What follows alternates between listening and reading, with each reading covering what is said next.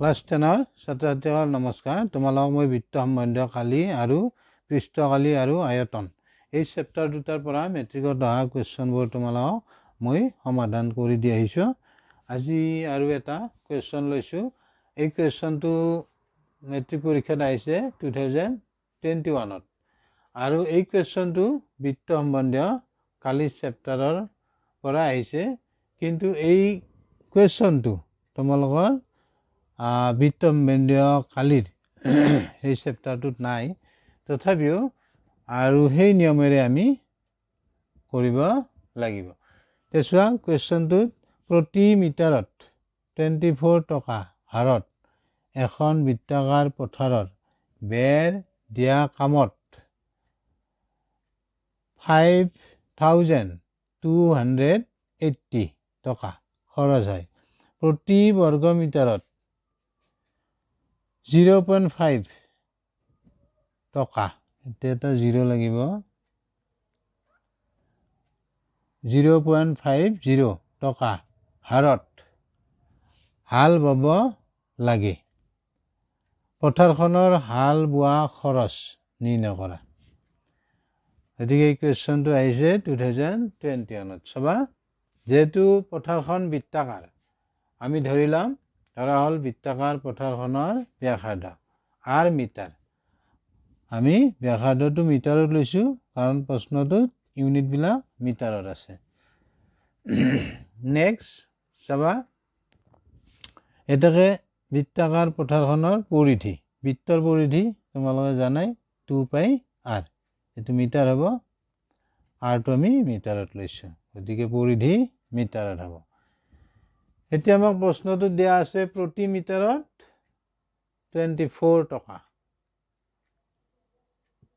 হাৰত বৃত্তাকাৰ পথাৰখন বেৰ দিয়া, এইখিনি হ'ল খৰচ।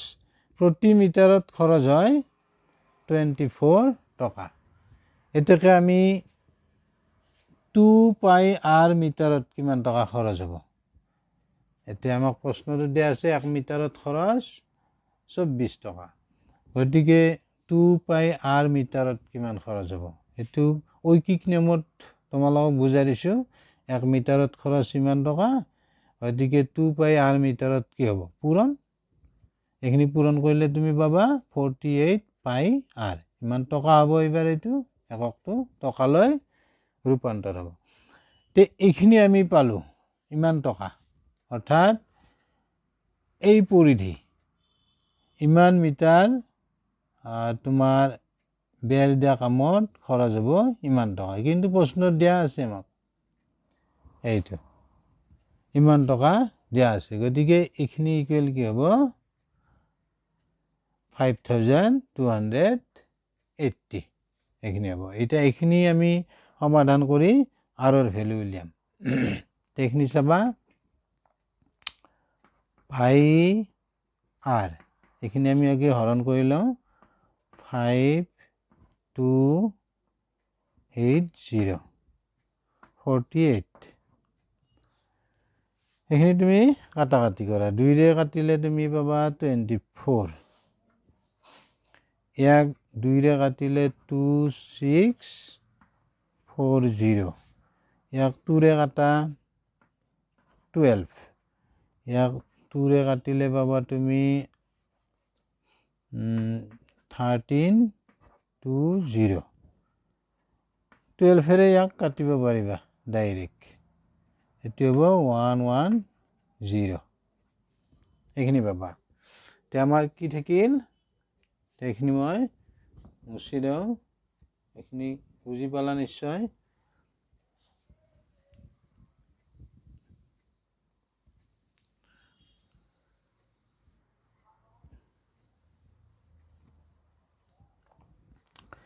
এতিয়া আমাৰ চাবা, πr ইকুৱেল কি থাকিব, 110, πr ইকুৱেল 110, 110।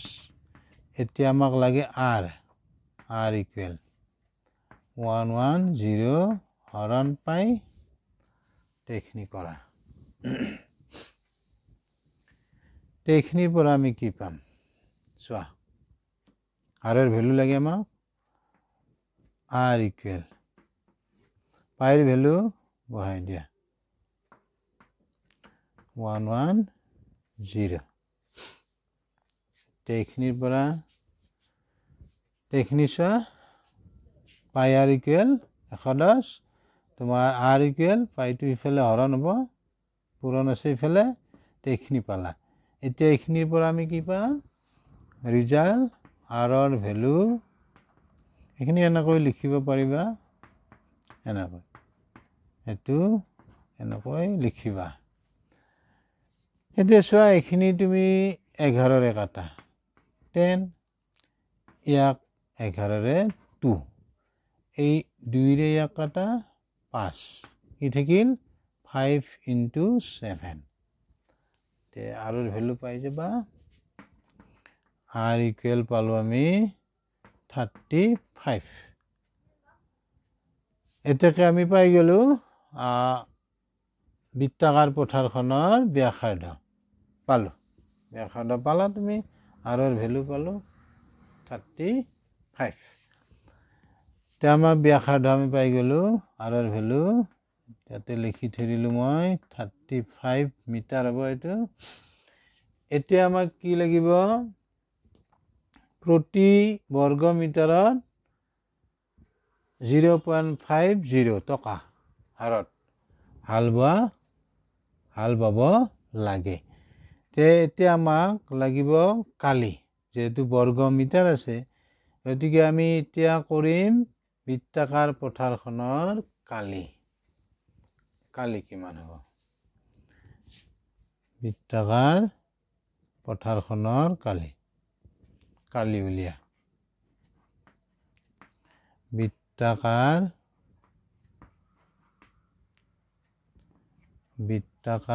পথাৰখনৰ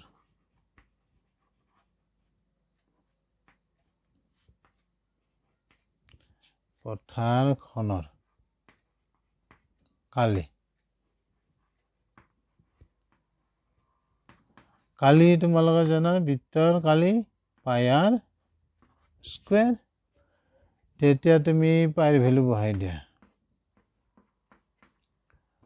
আৰু r ৰ ভ্যালু 35 দুটা লিখিলে হ'ব স্কয়াৰ আছে যেহেতু এটো এককটো আহিব তোমাৰ মিটাৰ স্কয়াৰ কালি আমি নিৰ্ণয় কৰিছো সেইকাৰণে মিটাৰ স্কয়াৰ এতিয়া কাটিবা এটো তুমি 7 নেৰে ইয়াক কাটা 5 তে কিমান থাকিল এটো আগতে পূৰণ কৰিলে তুমি পাবা 5 হলে 0 1 থাকিল 11 into 35 into কৰিলে 35 into কৰিলে তোমাৰ হ'ব 3580 এটি হ'ব 3850 এটি মিটাৰ স্কয়াৰ পালো গতিকে আমি পাই গলো কি বৃত্তাকাৰ পথাৰখনৰ আমি কালি পালো এতিয়া চোৱা প্ৰতি বৰ্গ মিটাৰত খৰচ তোমাক দিয়া আছে হাল বোৱা খৰচ এইখিনি পালা বুজি বৃত্তাকাৰ পথাৰখনৰ কালি এইখিনি বুজি পালা বৃত্তৰ কালি পাই r স্কয়াৰ এইখিনি তুমি কাটাকাটি কৰিবা 7 ৰে তুমি কাটা 35 ক 5 এইখিনি পূৰণ কৰিলে তুমি এইটো ৰিজাল্ট পাবা আমি বৃত্তাকাৰ পথাৰখনৰ কালি পালো এতিয়া আমাক দিয়াই আছে প্ৰতি বৰ্গ মিটাৰত খৰচ এতিয়া লিখিবা এতিয়া প্ৰতি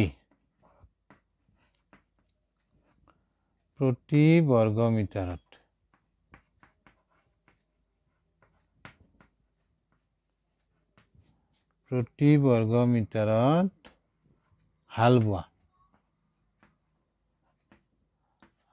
বোৱা খৰচ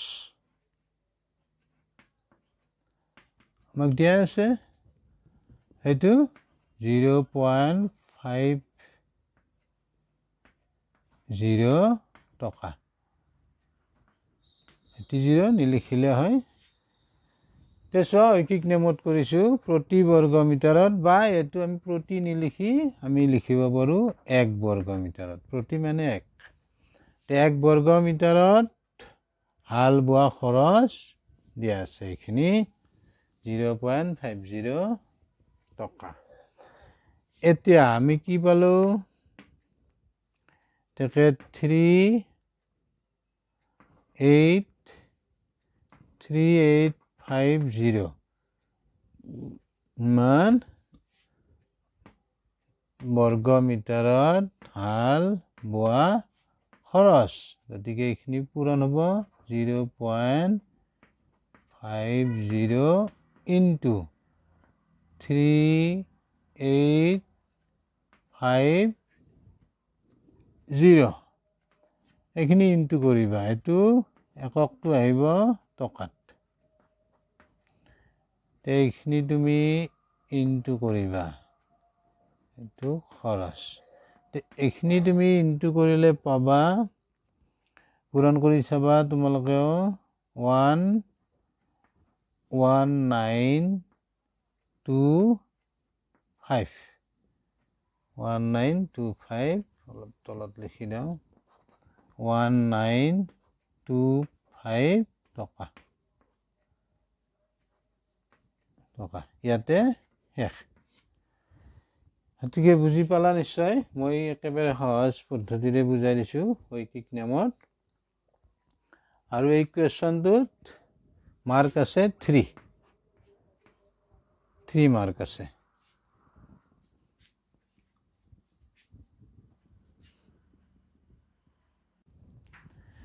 নেক্সট কুৱেশ্যন চাবা। 21 সেন্টিমিটাৰ ব্যাসাৰ্ধৰ এটা বৃত্তত এটা চাপে কেন্দ্ৰত 60 ডিগ্ৰী কোণ উৎপন্ন কৰে। এ নম্বৰ চাপটোৰ দৈৰ্ঘ্য আৰু বি নম্বৰত আছে চাপটোৰ দ্বাৰা গঠন হোৱা বৃত্তকলাটোৰ কালি নিৰ্ণয় কৰা। এই কুৱেশ্যনটো 2021তে আহিছে আৰু এই কুৱেশ্যনটোত মাৰ্ক আছে 3 মাৰ্ক আছে। চাবা আমি লিখি ল'ম প্ৰথমে। ইয়াত বৃত্তটোৰ ব্যাসাৰ্ধ r equal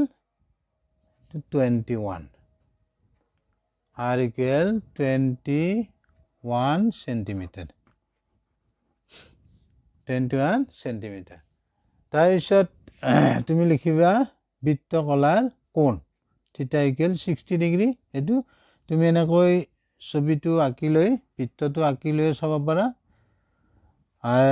ব্যাসাৰ্ধ দিয়া আছে 21 সেন্টিমিটাৰ আৰু কেন্দ্ৰত উৎপন্ন হোৱা কোণটো হ'ব 60 ডিগ্ৰী। এতিয়া আমাক কি কৈছে? এই নম্বৰত চাপটোৰ দ্বাৰা চাপটোৰ দৈৰ্ঘ্য নিৰ্ণয় কৰিব লাগে। অৰ্থাৎ এই চাপটোৰ দৈৰ্ঘ্য APB। তোমালোকে বুজি পোৱাৰ কাৰণে মই ইয়াত আঁকি দিছোঁ ছবিটো। আৰু চাপটো হ'ব APB।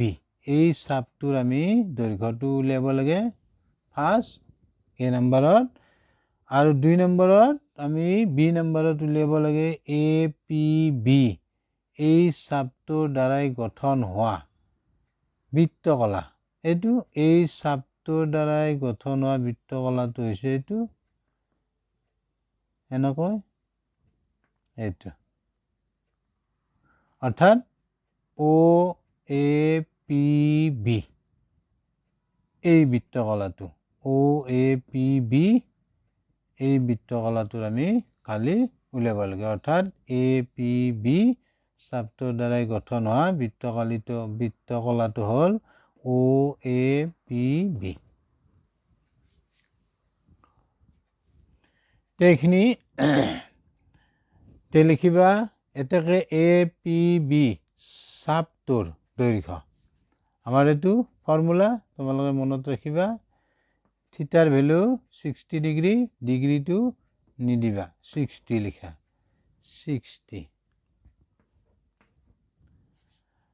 তাৰপিছত তলত 360 ইনটু 2 ইনটু পাইৰ ভ্যালু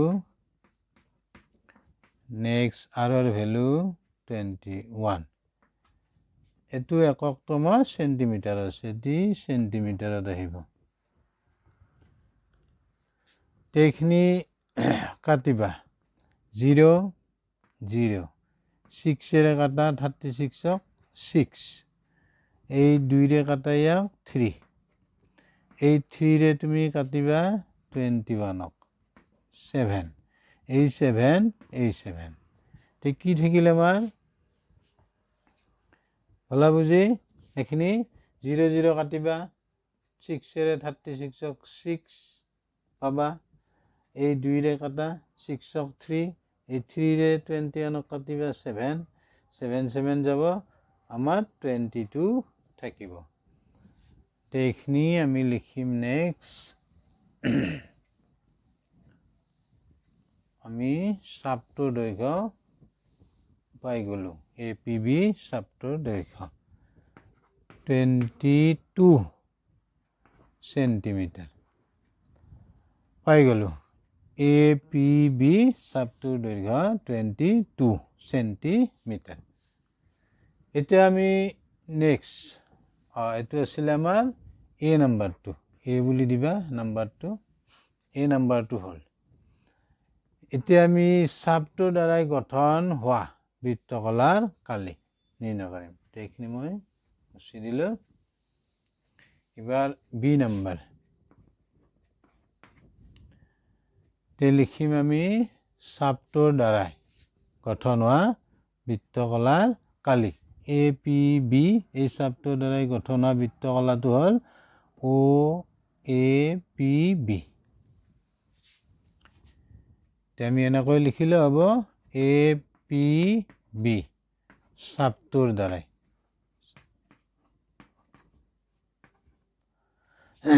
সাপটোৰ দ্বাৰাই দ্বাৰা গঠন হোৱা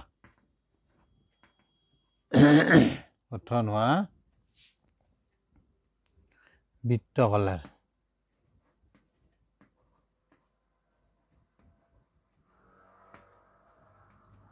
কালি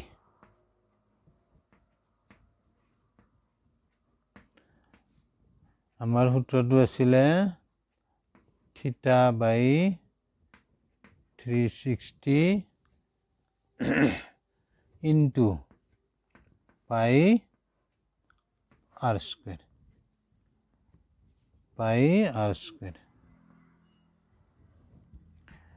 তে আমি থিটাৰ ভ্যালু পাইছো 60 ডিগ্ৰী ডিগ্ৰীটো নিদিবা 360 ইনটু পাইৰ ভ্যালু 22/7 আৰৰ ভ্যালু আছিলে 21 গতিকে ইয়াতে দুটা 21 লিখিবা যেহেতু স্কয়াৰ আছে 21 এটো ইউনিটটো হ'ব সেন্টিমিটাৰ স্কয়াৰ কালি আমি যেহেতু নিৰ্ণয় কৰিছো এতিয়া এখিনি কাটিবা 0 0 6 এৰে কাটিবা 36 ক 6 নেক্সট তুমি কাটিব পাৰিবা 2 ৰে কাটা 3 2 ৰে কাটা 11 3 ৰে কাটিবা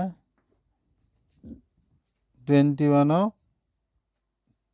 ক 21 এটো 7 আৰু এই 7 এইটো 7 তে আমাৰ থাকিল কি 11 into 21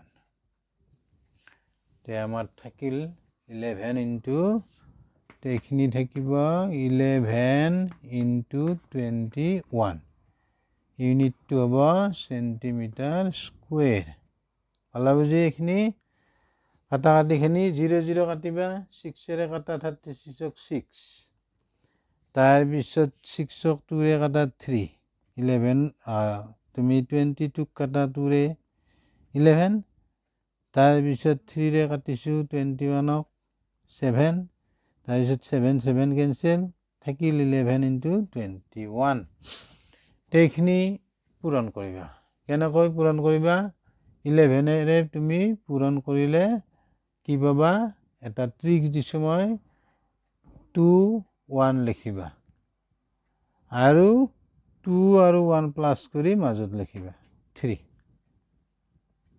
এতিয়া আমি পাম ৰিজাল্ট 2 3 3 1 সেন্টিমিটাৰ স্কোয়াৰ এইখিনি পাই গ'লো আমি ৰিজাল্ট ইয়াতে শেষ